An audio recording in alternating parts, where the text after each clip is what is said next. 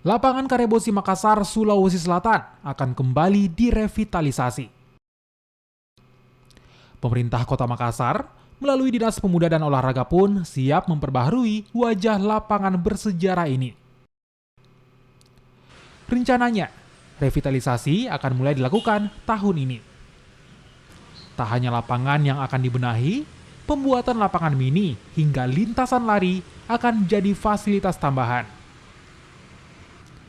Anggaran 70 miliar rupiah pun siap digelontorkan demi membuat Karebosi kembali baru.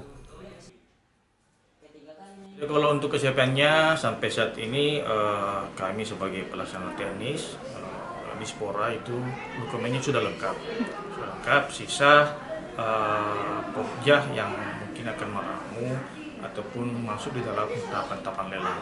Adapun yang insya Allah kita akan bangun di Karebosi itu yang pertama ada jogging track elevated, ya, terus ada beberapa pekerjaan lapangan itu direhab. Nanti ada juga mini soccer, mungkin ada 4, terus perbaikan ataupun rehabilitasi daripada lapangan softball yang di Karebosi. Revitalisasi ini tak hanya untuk memerintah Karebosi, tapi juga untuk mengajak masyarakat Makassar hidup sehat dengan menyediakan fasilitas olahraga yang memadai. Dila Rustam, Kompas TV, Makassar, Sulawesi Selatan.